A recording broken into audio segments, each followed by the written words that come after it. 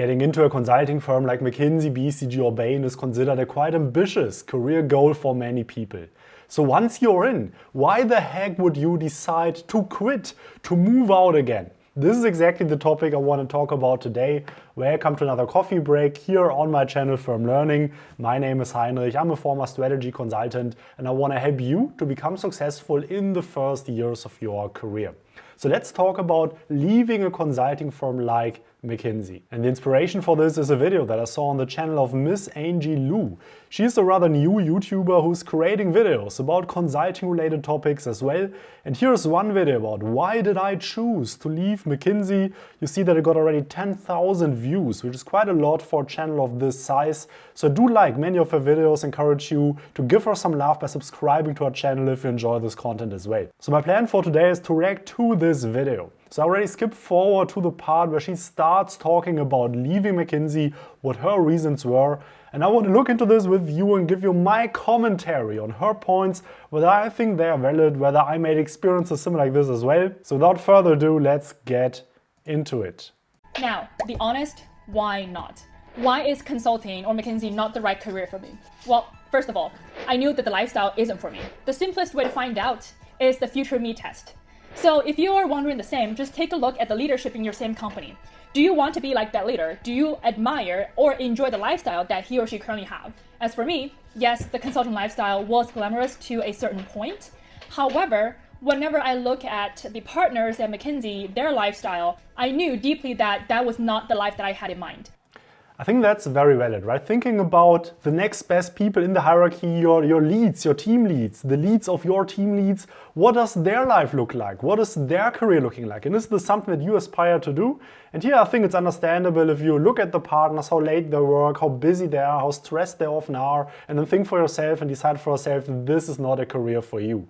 I think it's also fair to recognize that even though maybe you don't want to become a partner in a consulting firm, just starting in consulting and working there for a couple of years still might be a great choice. The truth probably is that only a very small minority of all the people who join consulting already decide for themselves that yes, they want to pursue this career until they become partner. It's rather common for people to say, I just want to do this job for 2, 3 or 4 years for all the learnings, and then at some point I can still reevaluate whether I do actually like it indeed, whether I do want to continue or whether I want to move out.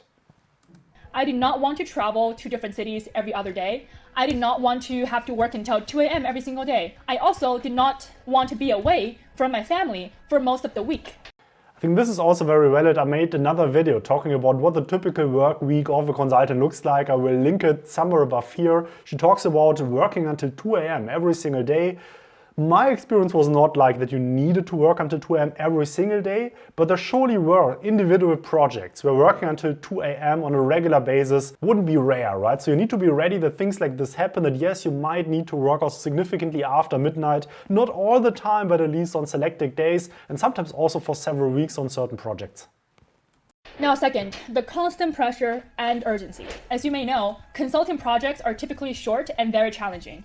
And most likely than not, the team is always understaffed. That's probably how consulting companies make such a high margin per project.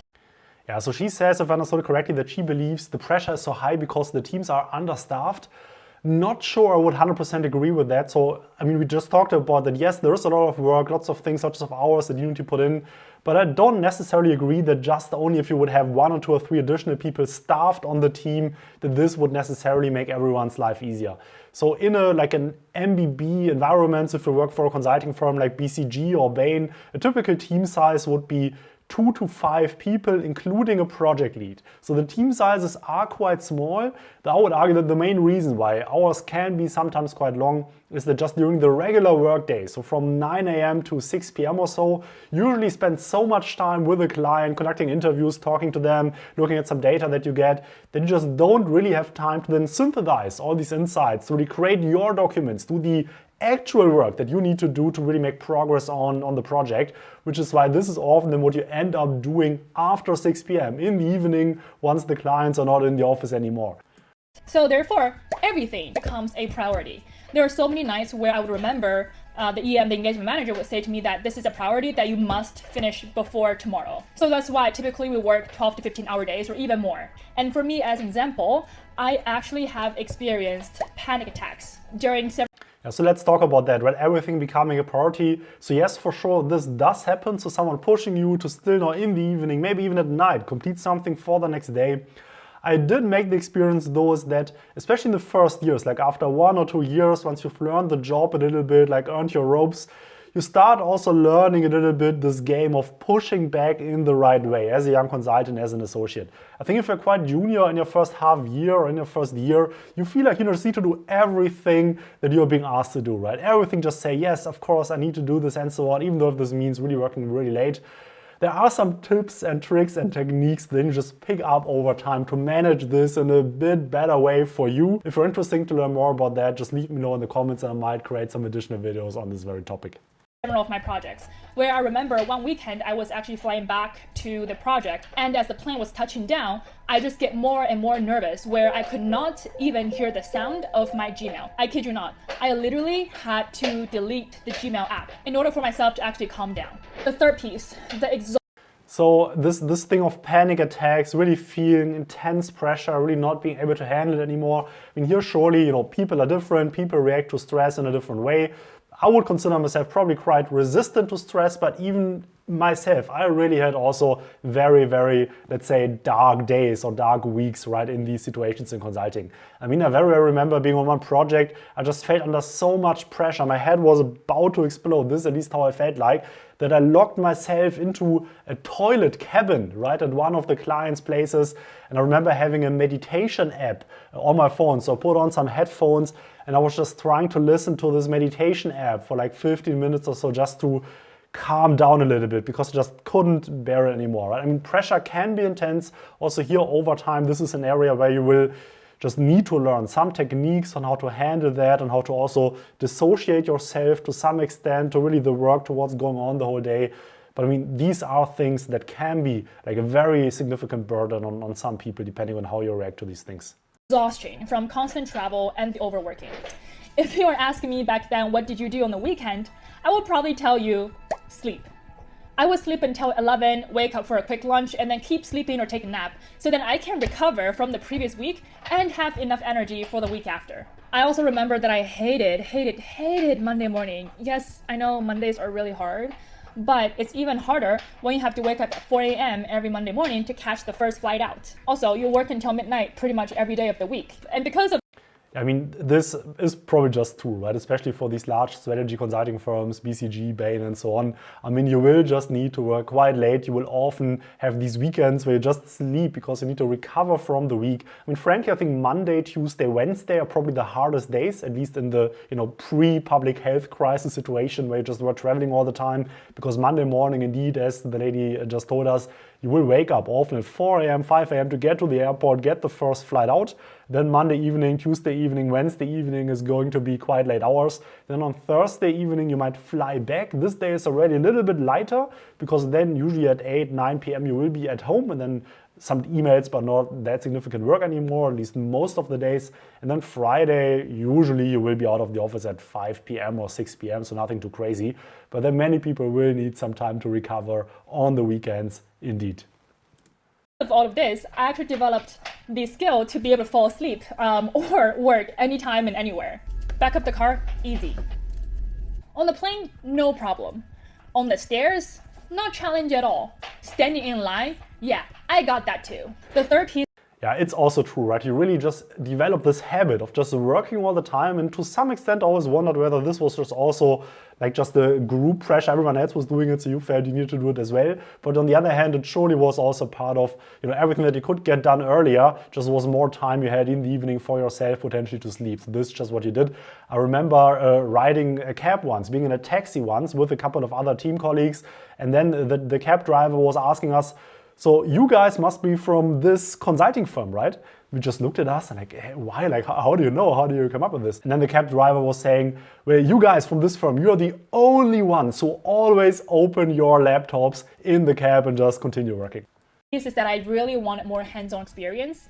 Yes, consulting companies will tell you that they do implementation work as well, but typically that's not true implementation work.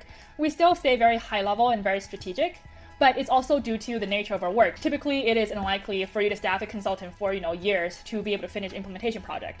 But I really craved that hands-on experience. I really wanted to be able to build something of my own, something that I can be proud of. And I thought that the best way to do that is to leave consulting and join startups.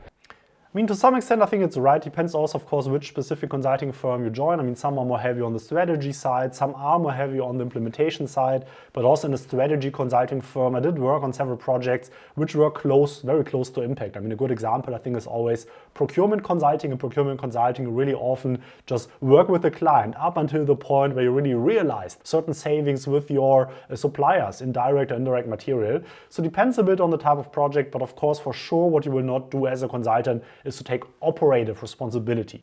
And last but not least, to be out of the bubble. Consultants always have the reputation of being the smart one, but also the arrogant and the self-centered one. I'm not saying that everyone in consulting is like that, but I did find myself for a period of time, I was a little bit like that, and I felt that I lost my humility for a while. Well, it is because of the environment that we're So here I'd say I cannot really agree. I really cannot say that consultants were self-centered or arrogant or anything like that. So I met so many extremely humble people while working in consulting that were just so kind, so friendly, so empathetic. Surely, as in most of these environments, there are always also people who are not so nice or not so great, people you do not really enjoy hanging out with.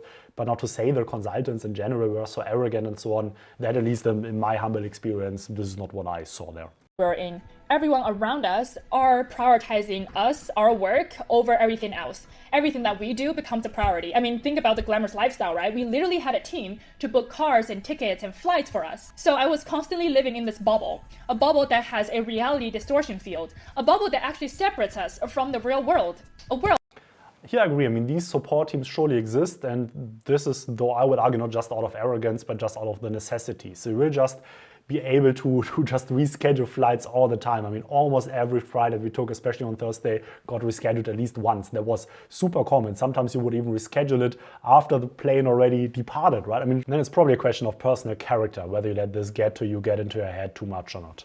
That makes us the oblivious and self-centered and arrogant pricks that we used to hate. I really need to get out before it's too late. Well, this is my story. If you're interested in exploring a career in consulting, I hope my story can give you a more holistic picture of what a career. Yeah, I think so these were the points. I mean, I provided my commentary. Would of course be interested what you think about that, whether this matches your experience in consulting or not. Also, just to be not misunderstood, my commentary was not about any specific firm, also not necessarily of any of my past employers, but just my general understanding of what it's like to work in consulting or in other firms. And while some of these things really sounded dark and maybe not so nice, I still believe that consulting is one of the best career choices for aspiring young business graduates. I made plenty of videos on this topic as well. I just do think it is important, of course, to be aware of what you are getting yourself into, because these are realities that you will face in many of these consulting firms, and it just would not be fair to not know about these things when you would decide to start your career in consulting. So if you took any value out of this video at all, please hit the like button for the YouTube algorithm, subscribe, and also put on the notifications to stay informed on all the videos that I create. My name is Heinrich. I release new videos every single Saturday. Big thanks to all the members of this channel for supporting. I will link some videos left and right to me where you can continue your learning journey on this channel. Looking forward to talk to you soon again. Bye bye, Heinrich here.